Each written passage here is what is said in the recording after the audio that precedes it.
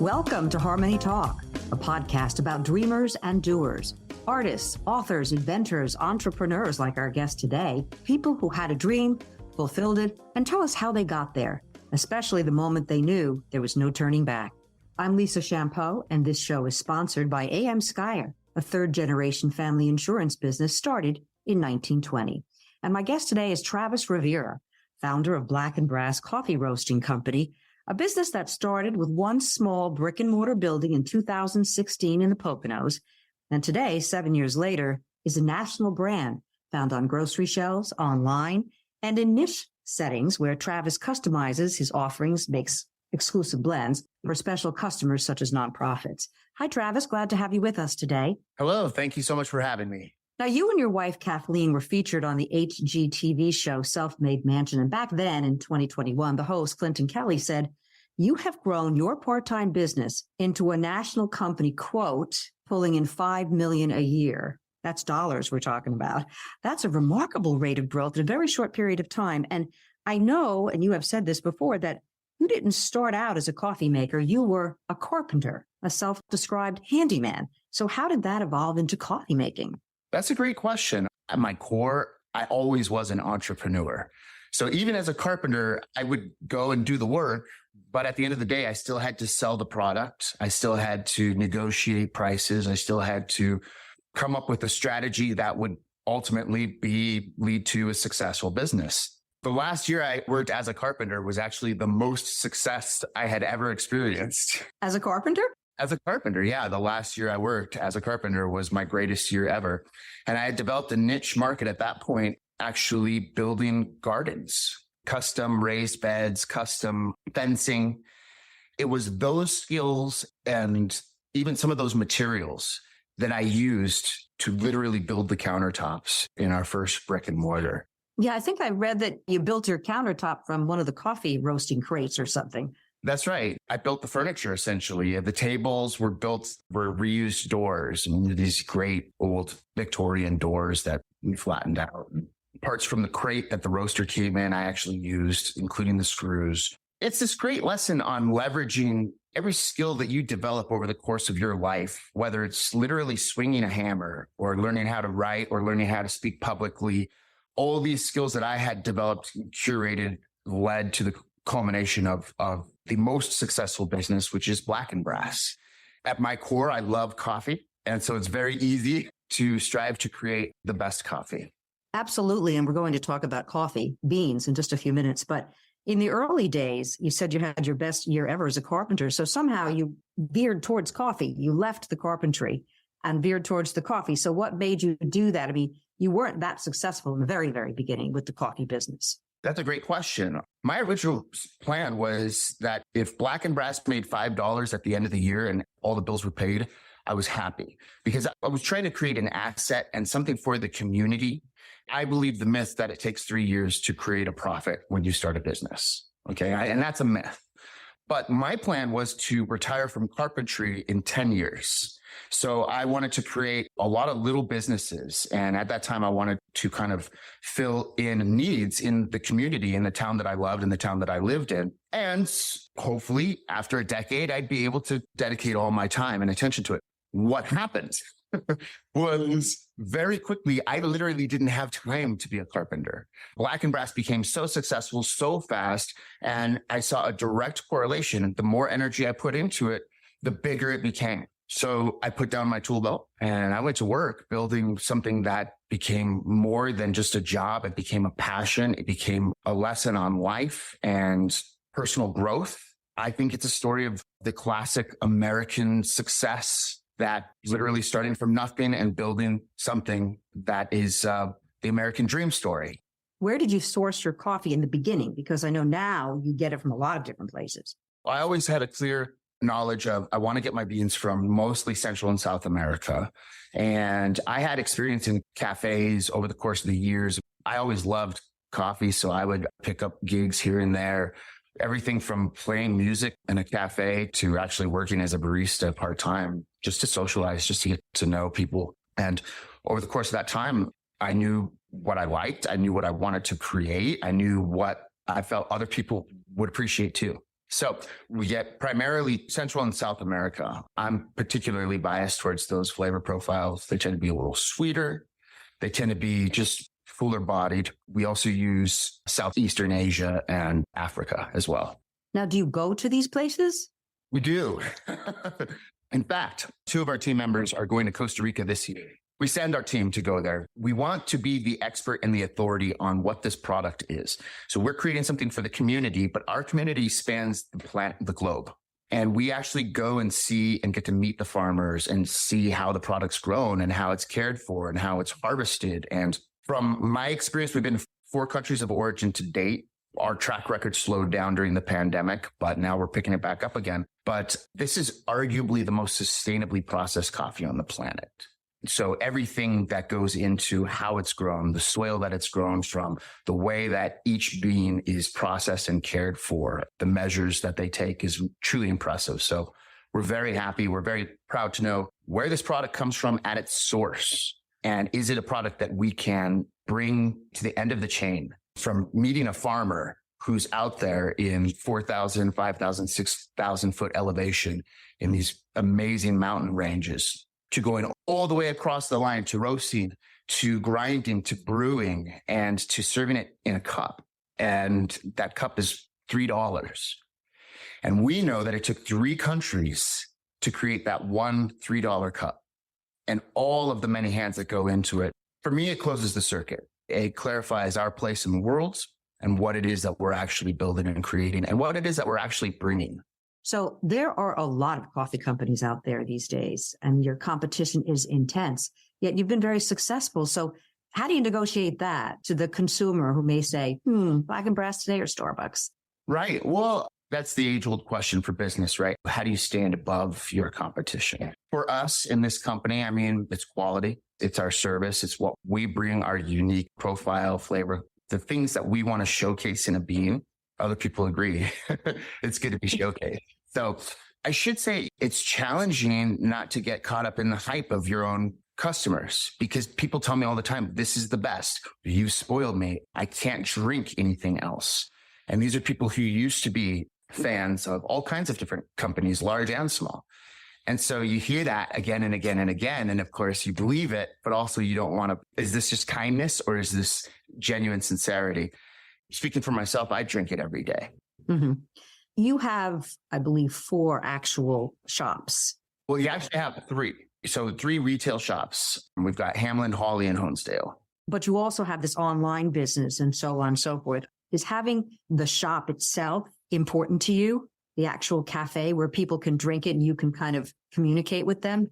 It's important to me, yes. It's important to the community more than anything. I think that every community needs a cafe. And I don't think it needs to be Black and Brass. So we've had a lot of success opening up cafes. And this is something that I personally want to build for other entrepreneurs. We know how to build successful cafes. And the next phase in our business is building that for other people that would like to run their own Black and Brass and serve Black and Brass coffee. Oh, so you're thinking about franchising or?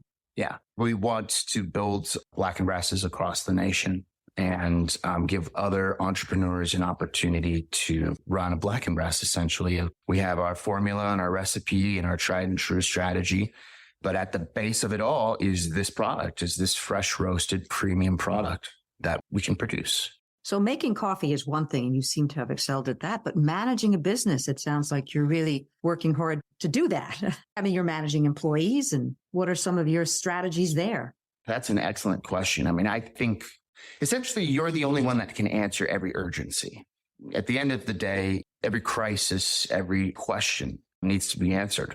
So I would say the number one thing that you need to do is keep things in perspective. I mean, what are you doing this for, right? And so number one is you're creating value. You're creating a solution. For me, at my core, I'm a creator, and that's my strength and that's my weakness. So I'm very, very good at creating, at building, and it fuels me. The maintaining aspect of once you've got something great, you just continue. So that's where you need a team, you need management skills. A lot of entrepreneurs have it backwards. They think, they get into the business because they want to be the boss, or they have some authority complex, or they're driven by all of these reasons. But one thing that they have to understand is that they are in the business of service. And no matter what kind of business it is, you serve everyone in your company, from your team to your customers, and you serve the community at large. So we could have a business that doesn't have any brick and mortar, that doesn't have any physical space, and we could just sell coffee across the nation, across the world. But to have a physical space circles back to, what are you doing? Well, you're in service. And so before anyone gets into business, ask yourself, are you a giver or are you a taker? Because if you're getting into business because you want to be the boss, be the authority, make lots of money, those are strategies of the latter.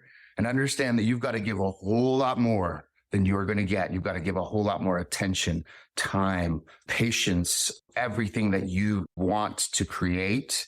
You must give tenfold. And this is why it's so challenging to train and hire managers. Because typically the type of person that wants to be the boss is exactly the type of person who shouldn't be. The person that does what needs to be done because they understand that they're building something greater than just wasting time, waiting for the shift to end. That's the person that's in charge, the person who's accountable, the person who has authority, not because of the outfit or the title, but because of their knowledge, because they have an understanding of what it is that we do here. And what do? We serve. We serve every single person that comes through that door and every single person that works by our side. And every single time we create something, it is our duty and our responsibility to leave that better than when we arrived. Was there ever a moment when you said, oh, this is too much, forget it? What was the biggest obstacle you faced? Many moments, and sometimes on a daily basis. I had heard years ago that the number one reason why business fails is because the entrepreneur quits. Number one reason. And when I heard that, I became so cocky. I'm not going to quit, not me, right? I'm unstoppable. But then you get to a point where you realize, okay, I've developed a certain set of skills. I can dedicate a fraction of this time to somebody somewhere else and leverage these skills to build their vision tenfold. You wonder, what's the next level? So what are you doing it for? What is it that you're trying to build? When I started, I had a checklist of goals, and I thought it would take me at least a decade, if not 2 decades, to accomplish. And it took me 4 years. So you had a list. You made a list. I had a list. Yeah. And that probably helped you, I would assume, in a way that you had something you could, attach your activities to, so to speak, when you were kind of feeling down. Absolutely. But to go back to your question, what were some of the hardest things that I faced? This is something that so many are going to relate to. The hardest thing that we faced, number one, was the pandemic, followed by the collapse in the supply chain, followed by the Great Resignation, followed by inflation. So to a certain extent, anyone that's still in business, especially if you're relatively small, you should be very proud. Commend yourself, no matter what business you are in, even if you're in coffee and you're a competitor, you should be very proud, because those 4 things, the pandemic, the collapse in the supply chain, the Great Resignation, and inflation, were enough to cause any of the most successful entrepreneurs pause to consider, should I quit? And what's going to get me out of bed in the morning? And when you're responding to urgencies day after day after day, it's very easy to get lost in the static. And it's your job as the leader to be able to navigate through these waters, regardless of whether it's calm or stormy. What pulled you out of it? What kept you going? What got you out of bed in the morning? Well, service. It's the fact that, I'm not doing this for myself. I'm doing this for a greater good. I'm building something. So what you have to know what you're driven by. Me personally, I want to create something that's going to exist 100 years from now. I want to create something that I don't see the final product of. I want to leave the world better than when I arrived. It's very difficult to do that when I was in my 20s and broke. In order to make the world a better place, for me, my journey is, okay, I need to increase my circle of influence. And that starts with accountability, being accountable for your life and your actions and what you do when you wake up in the morning. But very quickly, starting a business is like, it becomes a life of its own, an organism of its own. And there are so many people that put so much work into this, that show up on a daily basis, or customers that have been with us since day one, who really love our product, to those same people who say, I can't drink anything else. I have a responsibility to each and every single person that has put their heart into this thing, even on a small level, That's one major motivation for me is who does it affect beyond myself? Am I contributing more positivity, more good than not? Well, it's a lofty goal to leave the world a better place, and certainly a respectable one. Do you feel that the farmers play a part in that too? In other words, the ones you deal with in Costa Rica and so on, are you helping to make their lives better as well? Absolutely. I mean, because they're creating something for which we're not only find value in, we're transporting it across the ocean. You have examples of entire economies from coffee, this incredible agricultural crop. The same with any farm community. Does it improve their lives that there's a need for this product? Absolutely. I mean, this is what they do. And it's created a economic opportunity for them that otherwise wouldn't be there. And in some cases, like our Costa Rica farm, the owner of that farm built the medical facilities, built the educational facilities. There's so many opportunities for charities and wildlife, so much good that goes into this commerce. And it's regulated in a legal way too. I mean, let's be real. I mean, certain companies, South America, their cash crop wasn't always something as ubiquitous as well. Just as coffee is just kind of such a staple of our life and has been for so many centuries, really. It's almost like we're carrying the torch for something that's such a part of our humanity. It's a modern humanity, It's more like we're joining into the story rather than we're contributing, but we're contributing in a small way to something that's, again, much larger than ourselves. I know that you're originally from California, and I don't know how you got to the Poconos.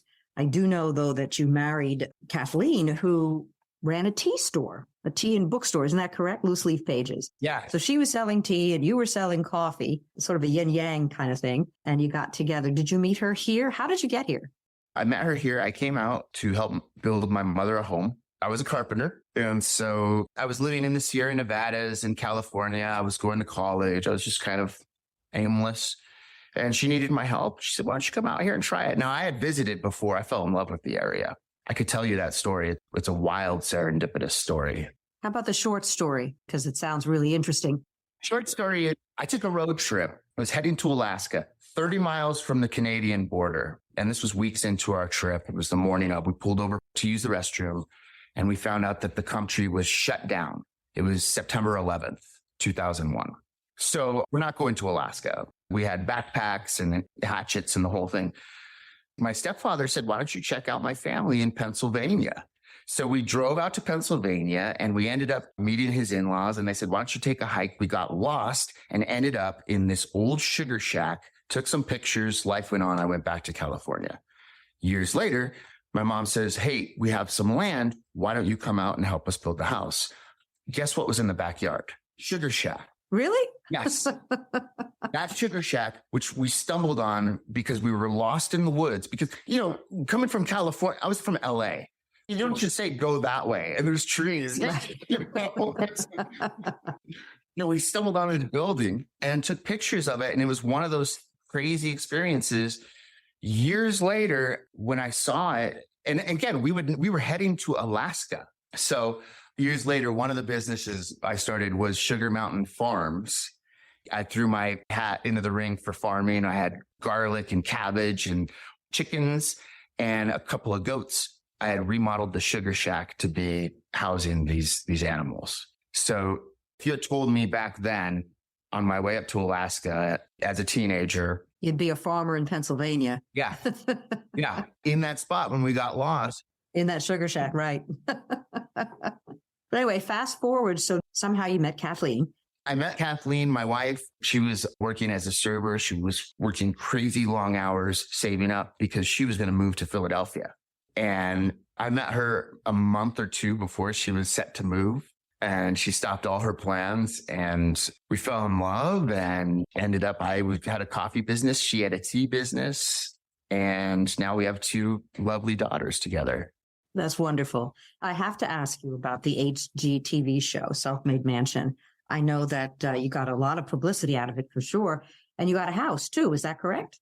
Actually, the house came first. And that's how they vetted us for the show. A little reality television magic. So he showed you a house that you actually already had bought? Yeah. Oh, yeah. And they showed us other houses that other people still lived in. It was kind of one of those awkward things where we're like, oh, this house, we got to say something negative about it, knowing that these people are still in our community. Oh, my goodness. So I got an email and I thought it was fake. I said, all right. And I kind of sent them a letter and they said, you're perfect, and we had an interview. It was a video interview and we basically were auditioning for this show, even though they reached out to us. But the criteria was you had to buy a home within the last year. It had to be a large home. And the home that we bought it's got this history of entrepreneurialism. The previous owners were all very successful entrepreneurs.